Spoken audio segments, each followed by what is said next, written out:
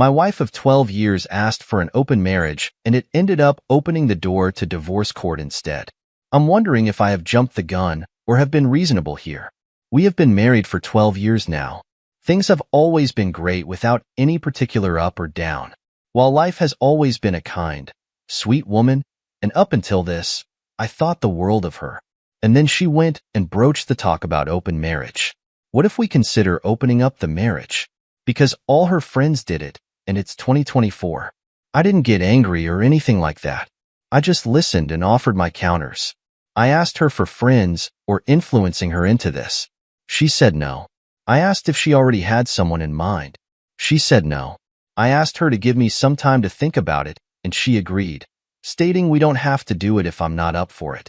I shouldn't have, but in the days after I checked her phone and laptop, nothing suspicious, or that suggests that she was cheating already. Last week I told her I thought about it, and in my opinion, she can date anyone she wants, because I wanted a divorce. Cue the sobbing, the begging and all. If I knew, I wouldn't have ever asked. She refuses to move out, and so do I. So I sleep in the guest room. She's taken sick from work, and every time I'm home, she keeps begging to talk and go back to the bedroom with her.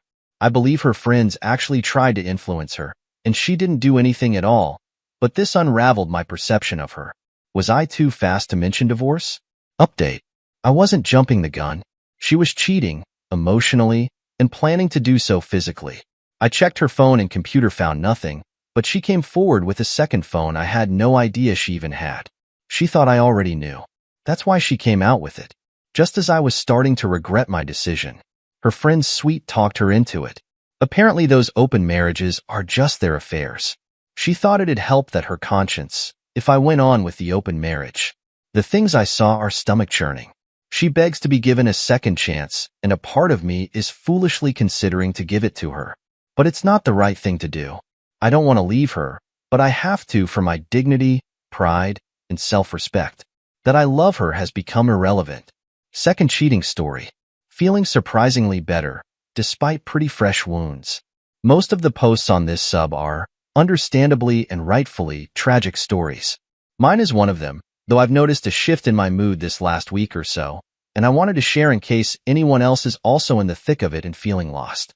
Post history explains some background, but basically I thought I was in an incredibly secure, safe, loving marriage just 2 months ago, 5 years married. Husband turned on me out of nowhere and says he isn't happy for a while despite never acting like it or confronting me. Spent the next 6 weeks effectively phasing me out and increasing activity with affair partner, which I knew about all along, but he thought he was hiding it. It's been almost 3 weeks since he asked for the separation, which prompted me to confront him on cheating. It's been a little less than 3 weeks since he's last lived in the house with me normally, and it's been almost 2 weeks since I've last seen him. I'm in the house and he's in a short-term corporate apartment type place. I could barely eat for the whole month of November, but a week ago my appetite is genuinely back. I don't wake up in the middle of the night and start panicking or wallowing about my situation anymore.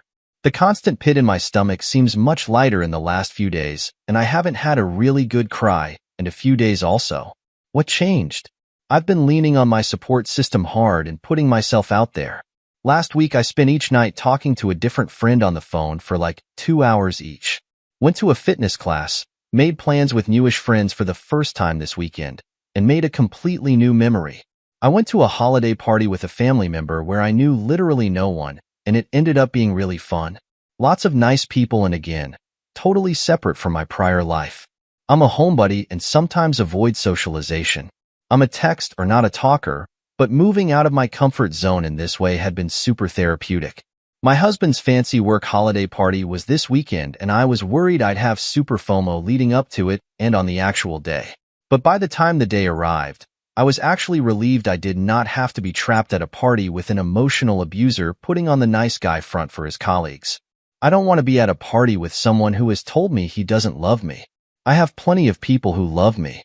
Ahead of time, I'm muted at Instagram posts and stories from those I follow who would be at this party. Out of sight, out of mind. I am in individual counseling 2 times a week for now, and I listen to Leave a Cheater Gain a Life. I think Chump Lady's book is a big reason why I've started to see things in a different light now.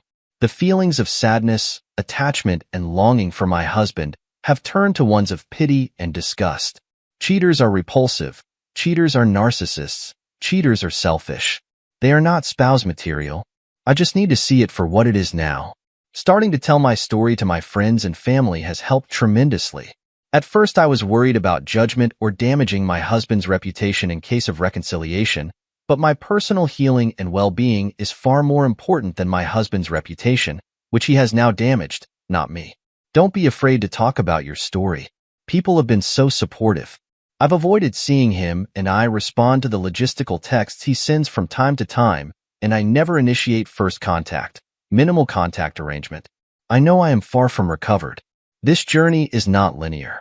More tears and meltdowns will come at some point, but a few weeks ago, I literally couldn't see myself coming out of the extreme, debilitating spiral I was in. To all the betrayed people out there struggling, we got this. A bit to add.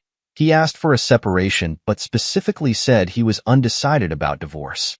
Whatever that means, I don't feel pressure to make any moves right away because I need to prioritize my health and well-being first. I have a lawyer in mind if I need one. Last cheating story. A few weeks ago, my girlfriend's friend and her friend's boyfriend invited us to her family's cabin in the Northwoods. We were having a great time drinking and playing games. At one point, we decided to get naked and get in the hot tub.